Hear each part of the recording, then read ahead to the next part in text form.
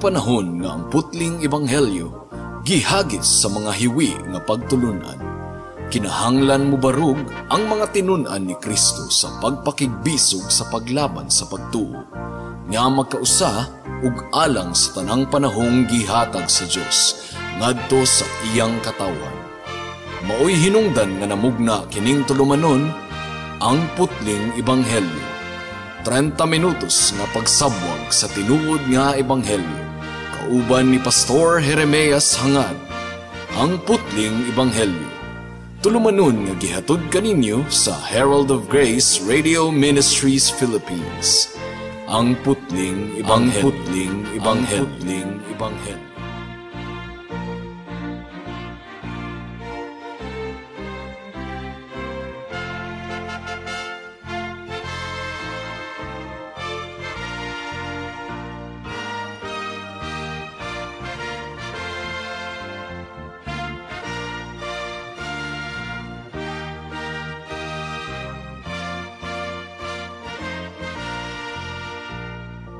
Special greetings sa tanang mga regular nga tigpaminaw sa atong panagsibya dinhi sa kahanginan ug espesyal usab nga pagpanimbaya sa akong 95 years old nga lolo nga naminaw karon, si Lolo Isabelo Laure Sr.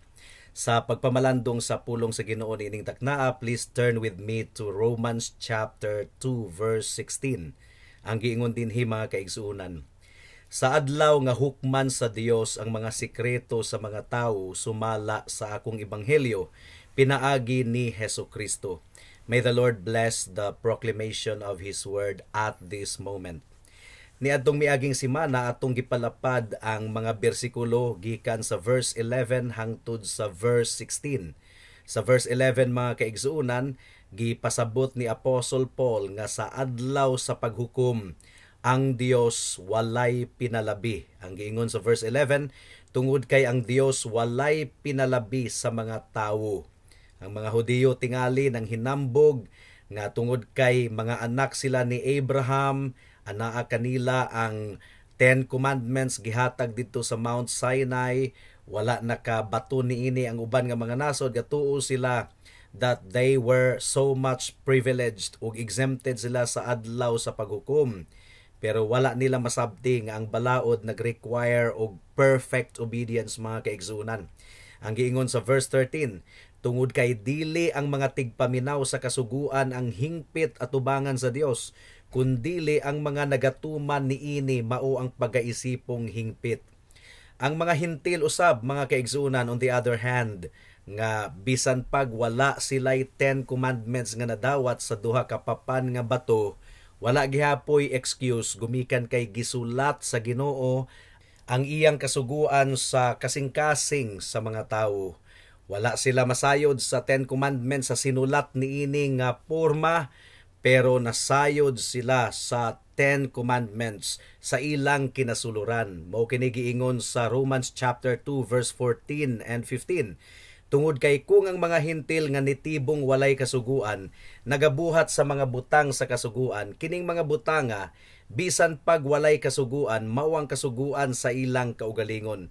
Ilang gipakita nga ang gipangayo sa kasuguan nahasulat sa ilang mga kasing-kasing ug niini nagpamatuod usab ang ilang mga konsensya ug ang ilang mga panghuna-huna na masangil o nangatarungan sa usag-usa. So, ang mga hintil, mga kaigsuunan, pagahukman gihapon, pinasikad sa balaod, gumikan kay kini nahasulat sa ilang mga kasing-kasing, but they will be judged less harshly kaysa sa mga Hudiyo nga nasayod gayod sa 10 commandments in its written form. So at this moment, mga kaigsuunan, mag-focus kita sa nahasulat sa verse 16. Ang purpose ni Apostle Paul sa mga naunang chapter sa Book of Romans, mao nga ipasabot sa tanang mga katawhan nga ang tanan hinukman at tubangan sa Dios. Gumikan kay ang tanan nakasala. walay tawo nga pagaisipon nga matarong pinaagi sa balaod. Ang tanan nanginahanglan sa kaluwasan nga gikan sa Dios pinaagi lamang sa atong Ginoong Hesukristo. So gisulat ni Pablo kining mga butanga before the backdrop of God's judgment. Ang tanang mga tawo nahailalom sa tunglo ug kapungot sa Dios. Ug buot ni Pablo nga masabtan nato ang pipila ka mga butang. Una, aduna gayoy adlaw sa paghukom. Gisulat kini ni Pablo sa verse 16. Ang giingon dinhi, sa adlaw nga hukman sa Dios ang mga sikreto sa mga tawo, sumala sa akong ebanghelyo pinaagi ni Hesukristo. Ikaduha na kini nga higayon sa chapter 2 nga gihisgutan ni Pablo ang adlaw sa paghukom. Nauna kini niyang gihisgutan sa verse 5. Ang giingon dito sa verse 5, apan sumala sa imong kagahi ug kasing-kasing nga dili mahinulsulon, nagtigom ka alang sa imong kaugalingon ug tunglo sa adlaw sa kapungot ug pagpadayag sa tul-id nga paghukom sa Dios. So ang adlaw sa eternidad nagsingabot na gayud mga kaigsuunan, mga kahigalaan. Ang adlaw sa paghukom muabot nga wala gayud damha sa kasagara nga mga tawo dinhi sa kalibutan. Ikaduha, ang adlaw sa paghukom, si Kristo ang mubarog ingon nga maghuhukom. Mubarog kita atubangan sa Dios samtang naglingkod siya sa iyang trono. Ang giingon dinhi sa verse 16, sa adlaw nga hukman sa Dios ang mga sikreto sa mga tawo sumala sa akong ebanghelyo pinaagi ni Hesukristo. So ang atong Ginoong Hesukristo mubalik pag-usab aron sa paghukom ug pagahukman niya ang duha ka grupo, ang mga matarong nga gimatarong pinaagi sa grasya sa atong Ginoong Hesukristo, hatagan og kinabuhing walay katapusan. Apan ang mga dautan, ang mga dili mahinulsulon, pagahukman sa linaw nga kalayo sa impyerno. Only those who are found righteous in Jesus Christ will be justified. Ikatulo, mga kaigsuunan, kini nga paghukom sumala sa ebanghelyo nga gitawag ni Pablo og my gospel. Dili bot ipasabot nga adunay laing version sa gospel si Paul, adunay laing version sa ebanghelyo ang mga apostoles nga uban. No, pareho ra gayud ang gospel. Ang ebanghelyo nga gikuptan ni Apostol Paul ug ang ebanghelyo nga gikuptan sa uban pang mga apostol, pareho ra gayud. In fact, gipasabot kini ni Pablo sa Galatians chapter 1 verse 6 hangtod sa verse 8. Ang giingon dinhi, natingala ako nga paspas kaayo ninyong gitalikdan siya nga mitawag kaninyo diha sa grasya ni Kristo ug midapig kamo sa laing ebanghelyo. Dili kay adunay laing ebanghelyo kundili adunay pipila nga nagsamo kaninyo ug nagtinguha nga tuison ang ebanghelyo ni Kristo. Apan bisag kami o usa ka anghel nga gikan sa langit ang magtudlo kaninyo og ebanghelyo nga lahi sa among gitudlo kaninyo, pasagdahi nga siya pagatunglohon. So wala na gayoy lain pang ebanghelyo. Ebanghelyo means good news. How is it that the judgment will come according to the gospel? Gumikan kay ang ebanghelyo mao ang mensahe mahitungod ni Hesukristo nga bugtong Dios ug manluluwas sa mga katawhan. Buhat kapitulo 4 bersikulo 10 hangtod sa bersikulo 12 ang giingon dinhi, kinahanglang masayran ninyong tanan ug sa tibuok nasod sa Israel nga nagbarog kining tawhana sa inyong atubangan nga walay sakit sa ngalan ni Hesukristo nga taga Nazareth nga inyong gilansang sa krus ug gibanhaw sa Dios gikan sa mga patay. Kining si Jesus ang bato nga gisalikway ninyong mga tagatukod, ang nahimong bato nga patukuranan. Walay kaluwasan alang sa bisan kinsa paman tungod kay walay laing ngalan sa ilalom sa langit nga gihatag sa mga tawo nga makaluwas kanato. So Jesus Christ is the gospel. Jesus Christ alone is the savior of sinners like you and me. Ang giingon ni Jesus sa John chapter 14 verse 6, si Jesus miingon kaniya, ako ang dalan, ang kamatuuran ug ang kinabuhi, walay makaduol sa Amahan kundili pinaagi kanako. Ug ang giingon ni Jesus sa Mark chapter 16 verse 15 hangtod sa 16, ang giingon dinhi, ug giingon niya kanila, panglakaw kamo sa tibuok kalibutan ug isangyaw ninyo ang ebanghelyo sa tanang binuhat. ang mutuo ug mabautismuhan maluwas apan ang dili mutuo pagasilutan. So ultimately, the only determiner on the day of judgment is what we've done with Christ. Ato bang gituuhan si Kristo o gisaligan ingon nga atong Dios ug manluluwas, ug ato bang giila ang iyang pagka-Dios or atong gisalikway si Kristo. So, ang gisulti ni Apostle Paul niini mahitungod sa day of judgment. Ang giingon sa verse 16 sa atong teksto once again, sa adlaw nga hukman sa Dios ang mga sikreto sa mga tawo, sumala sa akong ebanghelyo pinaagi ni Hesukristo. Kining gihisgutan ni Pablo nga sikreto, mga kaigsuunan, nagpasabot kini sa gitago or natago sulod sa dugayng panahon. Gigamit kini ni Pablo sa 1 Corinthians chapter 4 verse 5. Ang giingon dinhi, mao nga ayaw usa kamo paghukom sa bisag unsa nga wala pa sa panahon, hangtod nga moabot ang Ginoo, siya ang magdala og kahayag sa mga butang nga sa pagkakaron nakatago sa kangitngit, ug ipadayag ang tinguha sa mga kasing-kasing, kung mao ang matag usa makadawat og pagdayi gikan sa Dios. So sa adlaw sa paghukom, mga kaigsuunan, ang mga tinago mabulgar, ang mga sikreto madayag sa tanan. So atong i-focus ang atong pagpamalandong niining taknaa mahitungod sa mga sikreto sa mga katawhan nga pagahukman sa Dios sa adlaw sa paghukom. Una, unsa man ang ibulgar sa Ginoo on the day of judgment, ang mga sikreto sa imong kasing-kasing higala. Nailhan gayod ni Kristo ang mga iya. Nailhan ni Kristo ang mga magtutuo niya, ang iyang iglesia nga giisip niya nga iyang pangasaunon. Ang giingon sa 2 Timothy chapter 2 verse 19. Apan ang lig-on nga patukuranan sa Dios, nagpabiling lig-on nga adunay tatak nga susama niini. Nailhan sa Ginoo ang mga iya, og mupalayo sa pagkaliko ang matag tawo nga nagasangpit sa ngalan sa Ginoo. Daghan kayong mga tawo, baga kayo, dili na maihap, nga nagkinabuhi ni ining kalibutana nga nag-assume nga okay lang ang ilang kalag. Pero kinahanglang atong paminawon ang pasidaan sa Jeremiah chapter 17 verse 9 and 10 mahitungod sa pagkamangililad sa kasing-kasing sa tawo. Ang giingon dinhi, ang kasing-kasing limbunganon kay sa tanang mga butang, ug hilabihang dautan kinsa ang makasabot niini.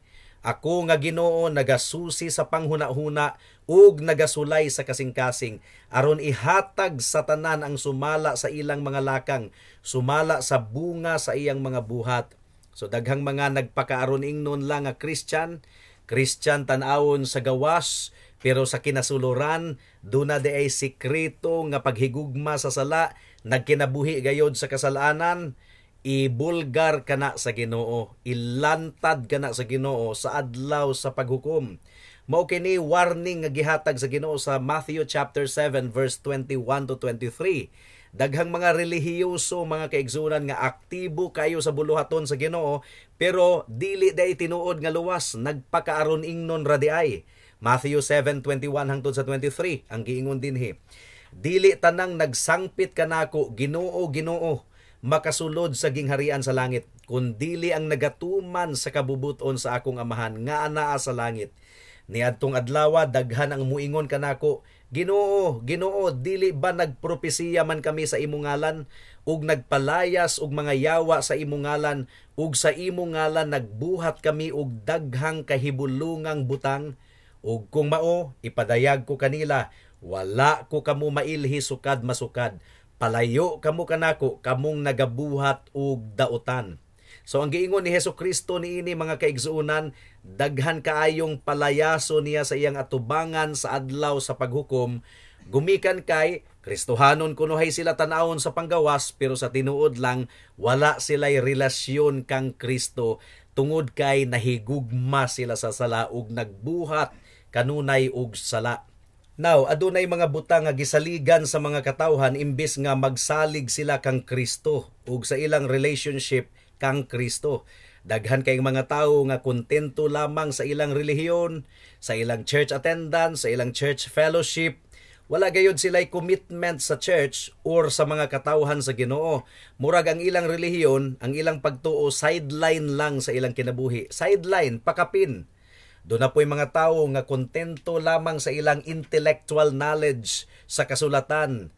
Doon na sila'y pagsabot sa mga lawom nga doktrina sa Bible ug posible nga mutudlo pud sila sa uban sa ilang nahibawan, pero sa tinuod lang wala sila'y relasyon kang Kristo. Dili tinuod nga naghinulsol sa ilang sala ug dili tinuod nga nagtugyan sa ilang kaugalingon sa atong Ginoong Hesukristo diha sa pagtuo ug pagsalig. Ang giingon pa ni Thomas Watson, mga kaigsuunan, daghang nagcongratulate sa ilang kaugalingon nga aduna kuno sila'y daghang tinigom nga kahibalo. Apan unsaon ang kahibalo kung walay paghinulsol? Mas maayo ang pagpatay sa sala kaysa pagsabot sa tanang mga tinago. Ang pagkat-on ug ang dautan nga kasing-kasing susama sa maaniyag nga dagway apan adunay breast cancer. Ang kahibalo nga walay paghinulsol magsilbing sulo aron sugaan ang mga tawo padulong sa impyerno. Mao katoy giingon ni Thomas Watson ug miuyon gayud kaayo ako sa iyang statement, mga kaigsunan. Daghan pong mga tawo nga didto sila gasalig sa ilang good intention, sincero sila sa ilang gituuhan, but they could be sincerely wrong. Ang good intentions, mga kaigsunan, dili gayud kana makapuli sa relationship with Christ. So sa adlaw sa paghukom, pagahukman sa Ginoo ang sikreto sa kasing-kasing sa mga katawhan.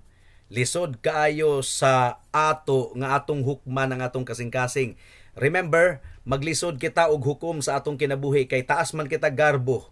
Pero ang self-examination, mga kaigsuunan, gisugyot gayud kana sa Biblia nga atong buhaton, ato bangon nato ang atong kasing-kasing aron masuta nato kung unsa gayud ang atong kondisyon at tubangan sa Ginoo. Ang giingon sa 2 Corinthians 13 verse 5, susihan ninyo ang inyong mga kaugalingon kung anaa ba kamo diha sa pagtuo. Sulayin ninyo ang inyong mga kaugalingon. Wala ba ninyo mahibaw-i nga si Hesukristo anaa diha kaninyo? Gawas lang kung wala kamo mupasar sa pagsusi. So ang pangutana niini, mga kaigsunan, ang imong kasing-kasing nahigugma ba sa Ginoo? Sa pagsusi nimo sa imong kasing-kasing, sa imong kalag, ang imong katuyuan ba sa kinabuhi alang sa Ginoo? Ang imong tinguha, ang imong interest, or ang Ginoo sideline lang sa imong kinabuhi? Ang imong kinabuhi naglakaw ba sa pagkabalaan? Gumikan kay ang tinuod nga luwas, aduna gayoy bunga sa pagkabalaan. So, kumusta ang imong attitude sa sala? Sa panggawas ba kaaway nimo ang sala, pero sa sikreto di ay amigo kaayo nimo ang sala ug hinigugma kaayo nimo ang sala? Kumusta ang imong attitude sa kalibutan?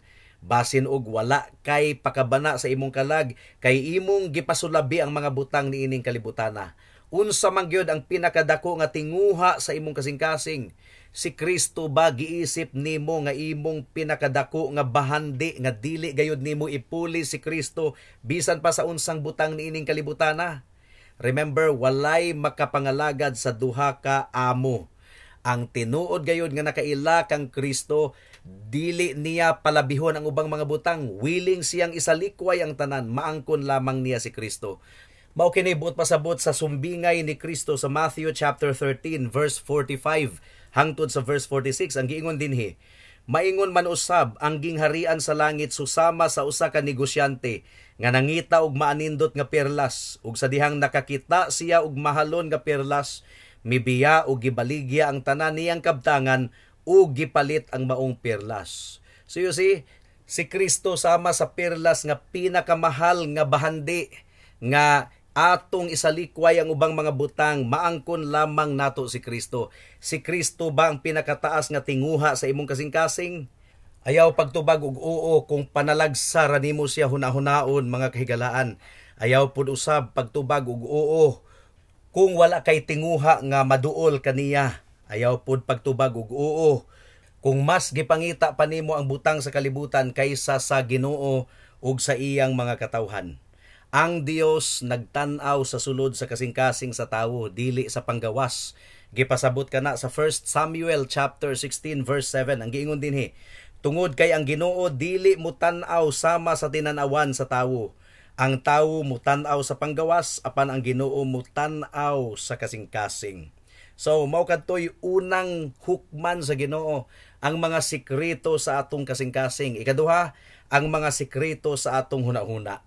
Sa adlaw sa paghukom, i-expose sa Ginoo ang sikreto nga sulod sa atong panghunahuna. Our mind is the one place nga pinaka-private gayud sa atong kinabuhi, nga dili gani mahibaw-an sa uban, pero nahibaw-an kana sa Dios, dayag kaayo. Psalm chapter 139 verse 1 to 4, ang giingon dinhi, O Ginoo, gisusi mo ako ug nailhan mo ako. Nasayod ka kung naglingkod ako o kung nagbarog ako. Nakita mo ang akong hunahuna gikan sa layo. Imong gisusi ang akong agianan ug ang akong paghigda ug ang tanan kong mga lakang nasayra nimo. Sa wala pa nakalitok og pulong ang akong dila, o Ginoo, ang tanan nasayran nimo. So dunay mga sikreto kita nga wa gyoy bisag usa nga nasayod. Atong mga sikreto nga gitinguha, mga malaw-ay nga sulod sa atong hunahuna, pero i-expose kana sa Ginoo ang tanan sa adlaw sa paghukom. Ang giingon sa Hebrews chapter 4 verse 13, ug walay binuhat nga natago at tubangan niya, kundili ang tanang mga butang hubo ug dayag sa mga mata niya diin kita manubag. So unsa man ang sikreto nga imong gi-play kanunay sa imong hunahuna, nag-enjoy ka ba sa mga bastos ug mga law-ay nga talanawon sa TV ug sa balita? Nagtipig ka ba og mga kaulag sa imong kasing-kasing? Nagtipig ka ba og kasuko, kasina, pagdumot ug garbo sa imong kasing-kasing? Sa adlaw sa paghukom, i-expose ka ng tanan mga kaigsuunan. Ikatulo, i-expose sa Ginoo ang mga sikretong butang sa imong kinabuhi, mga sikreto nga imong gibuhat sa sulod sa imong kwarto kung ikaw mag-inusara. Klaro gayud kaayo nga gi-record sa Ginoo kining tanan.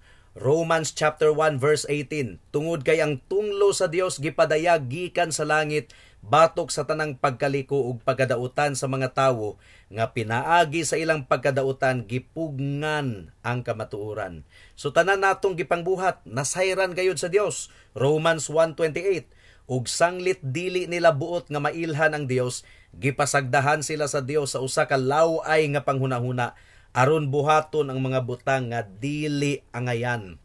Ug gipadayon kini pagpasabot ni Pablo sa verse 1 sa chapter 2. Ang giingon dinhi, mao nga wala kay ikapangatarungan o tawo, bisag kinsa ka pa nga nagahukom. Tungod kay sa paghukom nimo sa uban, ang imong kaugalingon ang imong gihukman. Tungod kay ikaw nga naghukom, ginabuhat usab nimo ang maong mga butang. Verse 2, apan nasayra nato ang paghukom sa Dios ngadto kanila nga nagabuhat sa maong mga butang sumala sa kamatuoran. Verse 3, ug nagtuo ka ba niini o tawo nga nagahukom sa mga nagabuhat sa maong mga butang apan mauusab ang imong ginabuhat nga makaikyas ka sa paghukom sa Dios? And verse 6, gantihan niya ang matag tawo sumala sa iyang mga buhat. So giunsa man pagsayod sa Ginoo kining mga butanga nga imo man kining gisikreto pagbuhat higala, ang Dios gamhanan, walay matago sa iyang atubangan. Ug pagahukman sa Dios ang tanan nga nasayra niya mahitungod kanato. God knows you as you are, not as you try to appear to be. Everything mahitungod kanimo higala, gi-record kana sa Book of Life. God has recorded your deeds, tanan nimong gibuhat, tanang action, tanang mga pulong gi-record sa Ginoo. Matthew chapter 12 verse 36 hangtod sa 37. Ang gingon dinhi, apan sultihan ko kamo nga sa adlaw sa paghukom, manubag ang mga tawo sa matag pulong nga gilitok nga walay pag-amping. Tungod kay pinaagi sa imong mga pulong pagaisipon ka nga walay sala, ug pinaagi usab sa imong pulong pagahukman ka. So, alang sa daghang mga tawo mga kaigsunan, ang adlaw sa paghukom, usa ka makauulaw gayud kaayo nga butang. Tungod kay ang tanan mahitungod kanila, i-expose kana sa Ginoo. Niadtong nakasala si Adam ug si Eve, gibuhat sila sa Ginoo ug nagbarog sila atubangan sa Ginoo nga wala man sila ibiste, wala sila maulaw, wa gayud sila nakasala pa. They had nothing to hide, pero pagkahuman nga nakasala sila, naulaw na sila sa Ginoo ug nagtago na sila. Unya nadiskubrihan nila nga hubo day sila sa usag-usa. So nagtahi sila og mga dahon aron tabunan ang ilang kaulawon. Pero wala gayod sila nakaikiyas gikan sa mga mata sa Dios nga nasayod sa tanang mga butang. Ug naulaw sila sa usag-usa. Now, we don't want others to look upon our shame either. Pero sa adlaw sa paghukom, i-expose sa Ginoo ang tanang mga tinago nato nga mga dautan nga binuhatan. On the day of judgment, baga kayong mga katawhan sa tibuo kalibutan ang magbarog at ubangan sa Ginoo nga i-expose ang tanan nga gibuhat. And it will be the ultimate time of humiliation. Makauulaw gayod kaayo gumikan kay ang tanan mahitungod sa atong kinabuhi i-expose sa Ginoo. And this is why ang mga tawo magtago or mutago gikan sa Ginoo sa atong panahon karon. Di sila ganahan sa Ginoo, di gani sila ganahan maghunahuna sa Dios. Gumikan kay nasayod sila nga dautan ang ilang binuhatan ug ang Dios balaan. Ang giingon sa Romans 1:28, ug sanglit dili nila buot nga mailhan ang Dios, gipasagdahan sila sa Dios sa usa ka law-ay nga panghunahuna aron buhaton ang mga butang nga dili angayan. So ang mga tawo di gayod sila kaantos kung ma-expose ang ilang sala. Pero dili kita makaikiyas gikan sa presensya sa atong Ginoo. Apan adunay good news mga kaigsuonan. Kung anaa ka kang Kristo, kung naghinulsol ka sa imong sala, ang tanan nga imong sala matabunan past, present, and future. Kung mudangup ka kang Kristo, kung magsalig ka sa iyang balaan nga dugo, gumikan kay kung walay pagpaaga sa dugo, walay kapasayloan. Kung musalig ka kang Kristo, naghinulsol ka sa imong sala, ang imong sala matabunan ug dili na gayud hinumduman pa sa Ginoo. Hebrews chapter 10 verse 16 to 17. Ang giingon dinhi, kini ang pakigsaad nga akong buhaton diha kanila. Pagkahuman ni adtong mga adlawan, nag-ingon ang Ginoo, ibutang ko ang akong mga sugo sa ilang mga kasing-kasing, ug isulat ko kining tanan sa ilang mga hunahuna, nag-ingon usab siya. Ug ang ilang mga kasalanan ug pagkadautan, dili ko na hinumduman pa. Praise God! Kung ikaw mabistihan sa pagkamatarong ni Kristo, ang imong sala, past, present, and future, papason sa iyang atubangan, matabunan sa dugo ni Kristo, busa ang hagit ni inihigala. Dili nimo malimpyuhan ang imong kinabuhi, pinaagi sa imong good works. Ang imong good works, hugaw lamang nga panapton atubangan sa Ginoo. Pero pinaagi sa dugo ni Kristo ug sa iyang pagkamatarong, ikaw pagaisipon nga hingpit atubangan sa Dios. Busa isulob si Kristo higala, ang but pasabot ni ana, salig kang Kristo ingon nga imong bugtong Dios ug manluluwas. Romans chapter 13 verse 11 to 14. Ang giingon dinhi, gawas niini nasayod kamo sa panahon nga karon oras na aron mumata kamo gikan sa pagkatulog. Tungod kay karon mas haduol na kanato ang kaluwasan kaysa niadtong una. Lawom na ang kagabhion ug ang adlaw hapit na. Mao nga atong isalikway ang mga buhat sa kangitngit ug atong dad-on ang hinagiban sa kahayag. Maglakaw kita nga ligdong sama sa adlaw, dili sa walay pugong nga hudyaka ug panaghubog-hubog, dili sa kaulag ug kahugaw, dili sa mga panag-away ug kasina, kundili isulob ninyo ang Ginoong Hesukristo ug ayaw ninyo hatagig luna ang unod aron sundon ang mga kahidlaw niini.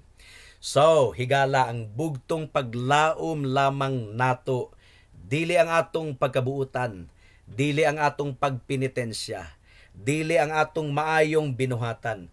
Ang bugtong paglaom lamang nato nga mao nga mapapas ang atong sala, mahugasan sa hamili nga dugo ni Hesukristo, matabunan sa iyang pagkamatarong, ug asa ka na makaplagan higala, wala sa imong kaugalingon, kundili anaa lamang sa atong Ginoong Hesukristo. Busa unsa pa may imong gipaabot, ayaw na paglangan-langan higala, undangi na og salig ang imong kaugalingon, gumikan kay wala kay pagkamatarong nga imong ipasigarbo at tubangan sa Dios. Ang imong pagkamatarong hugaw nga panapton at tubangan sa Ginoo. Once again, ato gayud kining balik-balikon sa pag-istorya. Dili ang imong pagkamatarong ang imong gikinahanglan, kundili ang pagkamatarong sa atong Ginoong Hesukristo nga imong madawat nga libre.